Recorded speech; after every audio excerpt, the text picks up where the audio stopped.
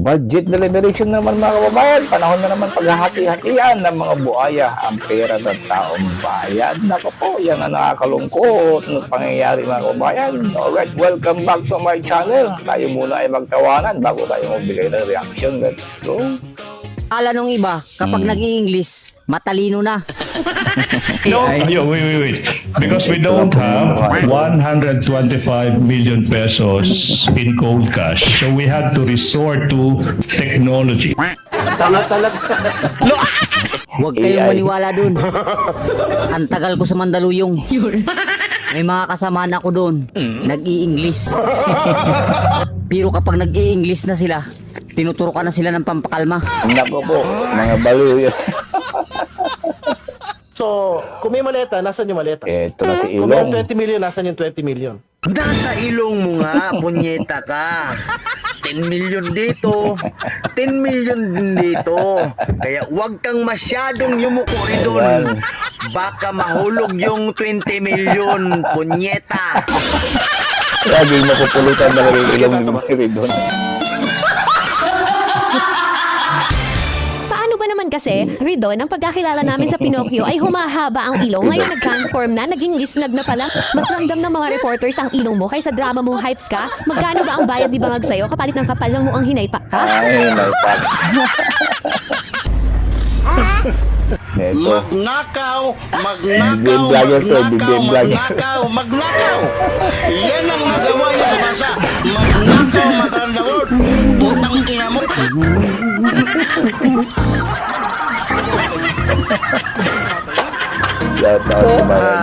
Ang sabi po ng Pangulo, una, hintuan muna natin yung pagnanakaw kasi mukhang ginamit lang to para sa maanumalyang rason. At ikalawa, planuhin na natin ng mabuti. Ano na ito, Na-steal ni Saddam ngayon, padribble-dribble si Saddam, Oy. padribble-dribble, pinasa kay Kobe Bryant, libreng-libre, Kobe! You did puta! Hindi naman nasyon! As a majority. And I'll be the first one to say, no, stop. Huwag natin pakialaman yung flood control na yan. Napakasinungaling mo. Wala kang isang salita, puro ka lang pambubudol sa mga tao. Di na kami naniniwala sa mga talumpati mo. Ang lahat ng yan ay puro lang kasinungalingan. Wala kang ibang ginawa kundi magnakaw at magsinungaling sa taong bayan. Kura!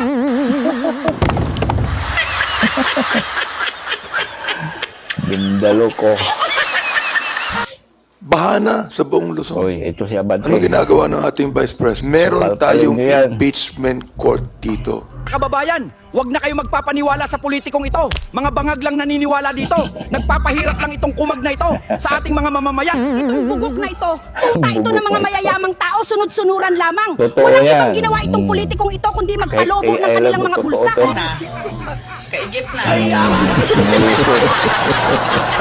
Kung dati ay lubog sa tubig baha, ngayon hindi na binaha ang maraming bahagi Sinungaling talaga itong impact na.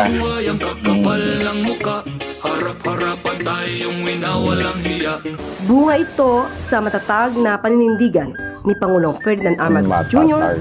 at ang buong puwersa ng pamahalaan na masolusyonan ang problema sa baha. Si Ma'am Claire, nagkakalookan yan eh. Kaya lang siguro bumalik siya sa kalookan para maging grounded yung kaisipan niya. Kasi nung nasa Malacanang siya, parang hindi niya na nararamdaman yung katotohanan sa baba. Ayun. Ang programa po namin ng tawag ay Memo. Yun, Mema.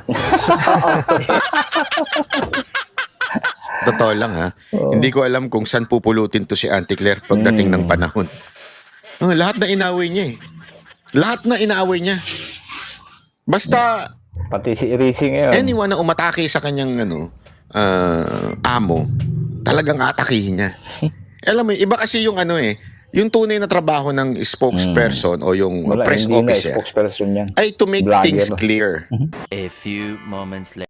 Cheryl, ayon naman kay Palace Press Officer Yuse Claire Castro, nakikita na raw yung style umano ng Duterte supporters kung paano sila kumuha ng mga tao para gumawa ng mga kwento. Utangin na yan.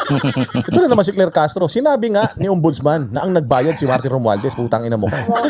Bubo ka talaga. Duterte na naman, DDS na naman. Kami na naman may kasalanan. Pati pag-recant nila, kami may kasalanan. Pukin ang ina mo. kalabang kita sa politika. Ito, sinabi niya. Basta kalabang kita. Naalala niyo ito, Pag mga binigay mo sa kababayan. akin yung salin mo, hahanapan ko talaga ng problema yan. Kahit walang problema, gagawa ako. Yan ang ginagawa Para mo bigyan ngayon. ka ng problema. UBBM naming hinayupak.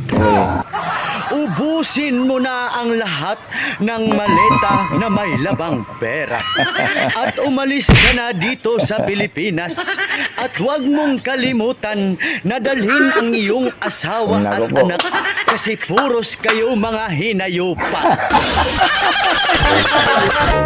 Ayan, ang champion ng medalya sa korupsyon. Yun, mga kababayan, di ba?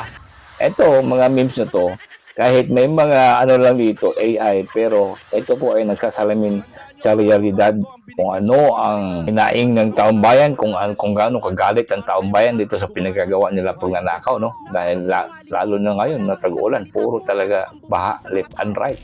Kaya itong si Abante, pilit nilang niloloko ang taong bayan ngayon. Mukhang pinamumukha ni Abante na si Sara ang dahilan sa mga putang nila. Siguro, Abante, alam mo, sinabi mo dati na nung pagkawala ni Jacob, di ba? Sabi mo na magkita na lang kayo doon sa langit, andun kayo mag-golf. Kung inaantay na kayo ni Jacob po, kayo na nandun si Mima Alicia, inaantay na kayo. Alam mo kasi, yung magmumukha mo lang kasi, para kayo hinahabol ng kabaho. Kuya Gaba. Talaga maiwasan na talagang mapapi-ay ka talaga sa mga pinagagawa mo, Abante. Mahiya ka naman sa sarili mo at maawa ka sa pamilya mo. Kasi sawang-sawa po ang taong bayan. Sino bang maniniwala sa'yo, bigla ka lang susulpot ngayon tapos magbibigay ka ng pahayag na ganyan? Hindi ka naman part ng prosecution. Bakit nandiyan ka sa Senado? Halos lahat nitong mga buhaya, mga babayan ay nakatunganga dyan sa Senado. Silang lahat ay looking forward talaga kung ano ang development, ganito ganyan. Kaya sila nagpa-press con palagi dahil lagi silang nasusulpal-pal every time may hearing. Yung mga witness nila makikitang paano sablay, mabubuking kung ano nilang pinagagawa at wala silang napatunayan na may binusa, may ninakaw si BP Sara. Kahit na yung testimonya ng isang Bisaya, di ba? Pilit nilalagyan, niligutan ng mga words na hindi naman totoo. Ayan, pakinggan nyo ito, clip na ito. Abogado na si Attorney Ligutan. Sino ang nag-utos ng pagmamadali ng pag-encash ng checking yan, 125 million sa araw na yan? Objection, Your Honor. Misleading. Objection is sustained again, Okay, counsel. now. There's no base. The pagmamadali did not come from the witness counsel. It came from your question. She Your Honor, said please. it went through the regular process of their office. Di ba? Klaro-klaro ligutan, booking na booking ka, pinipilit ninyo mga gusto nyong naratiba. Basta lang masabi nila dyan mga kababayan sa harap ng taong bayan. Pero alam naman po natin na itong mga taong bayan ngayon ay hindi na po maluloko. Pero lang po dito sa mga loyalistang tanga, talagang tanga talaga. Sukdulan talagang pagkatanga. Pero kung totoo pa kasi na discredit niyo si BP Sara, bakit mataas pa rin ang rating ni BP Sara? Bakit? Otherwise, yan. this is a done deal. The numbers cannot lie. Numbers will not lie. Sara Duterte is bound to be the next president of the Philippines. At itong kinatatakutan nila because pag naging presidente itong si Sara Duterte, maraming makukulong dito sa mga nasa Kongreso, may mga mananagot ng tuluyan doon sa mga pinagnanakaw sa flood control at iba pang mga pondo ng pamahalaan. Nakakatakot ang isang presidenteng kagaya ni Sara Duterte. The same way na mas nakakatakot din ang presidente na kagaya ni Digong noon.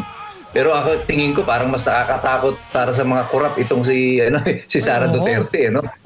Nako po, yan, klaro-klaro po yan mga kababayan. Kaya itong mga tulunggit na congressman ngayon, nagdo-double time sa kanilang paninira at nilipisa. Kaliwat kanan sa ilang mga press con, lalo na itong pagmumukha ng mga congressman. Ito talaga lang yung mga suspect talaga sa flood control. No? Wala talaga hiya itong mga inayo. Pakinggan nyo pa ito. Para sa ordinaryong mamamayan tuloy, ang nangyayari, bakit ninyo pine-persecute itong aming Vice President samantalang kayo mismo mga mga prosecutors, yung mga congressmen na nando doon, sila mismo yung kanilang mga distrito ang siyang binabaha ngayon at sila mismo ang siyang di umano ay kasangkot dun sa paglilipat ng pondo ng bayan para sa mga anomalous projects kasabwat ng DPWH. So, ganun ang tingin ng taong bayan eh. Para Yan. Di ba totoo, Abante? Bakit, Abante, si BP Sara ang bukang bibig mo? Na kayo-kayo ang mga dahilan dyan kung bakit nagkabaha ng ganyan dahil yung pera pinaghati-hatian ninyo.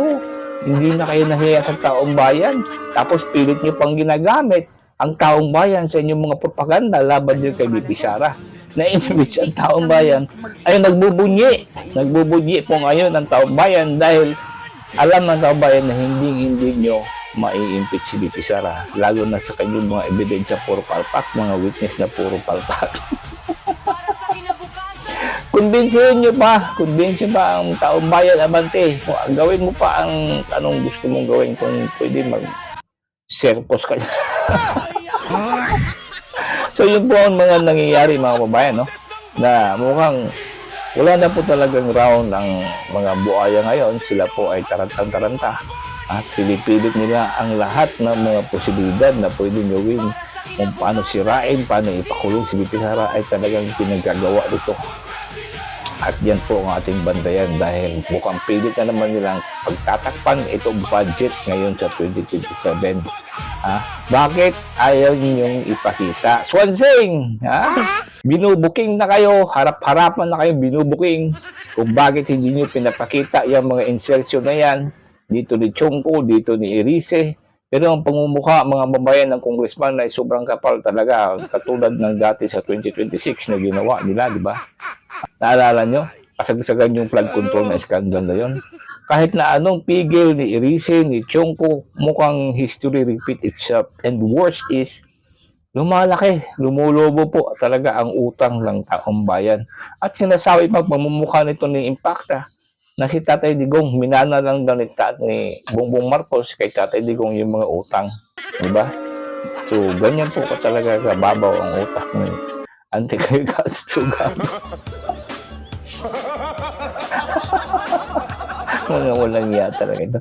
Kaya tayo ay lumalabas at gumagawa tayo ng mga video ganito dahil hindi na po natin matiis ang panluloko nitong mga hinaypaks ng mga buhaya. Kaya mabuhay po ng mga taong sumusuporta sa mga Duterte dahil tayo ay nagsusulong sa pagbabago talaga. Tayo lang yata talaga ang nagsusulong para sa pagbabago dahil itong mga kaliwa, mga dilawan, pinklawan, kung saan sila makapabor, doon sila sumasanid mga kababayan kahit na anong kain suka ang nangyayari sa kanila. Kung ang English ng kabayo ay horse at ang kalabaw naman ay cow, bakit si Sara ay magnanakaw? At kailan pa nagiging cow ang kalabaw? Gago tong mga loyalista na to. Oy, BBM, tingnan mo nga tong mga vlogger mo, ang bububo. Kailan pa naging cow ang kalabaw? Bubo mo talaga. At kung magtatanong ka kung ano yung English ng kabayo, nako, wag mo na akong tanungin. Tingnan mo na lang sa salamin. Nung nalaman ka naging presidente ako, sinabi ko, bigyan mo ang PGH ng 100 million. Sabi niya, year na 100 million a month. So lahat kayo yung kailangan ninyo ng brain surgery, gano'n. Yung pinaka-the best natin na doktor ng mga Pilipino na bata nandyan. Galit sila kay PRD kasi siningil yung tax, pagpapayarin sila yung utang nila sa gobyerno. And for what? It's because so that money can be used for people. Tanawa ka ron. Hospital, PGH used to have 100 million a month. Nasaan ngayon? 60 billion, kinuha sa PhilHealth. Minimum wage earner. Kung magkasakit ka, bibili mo ng gamot. Ano pambili mo ng bigas ngayon? Ano pang gastos mo sa eskwelahan ng anak mo? Saan mapupunta ang pobre na Pilipino if the government will not deliver the basic services that they deserve? Yan ang mga pagbabagong gusto natin. Auntie Claire, narinig mo yun?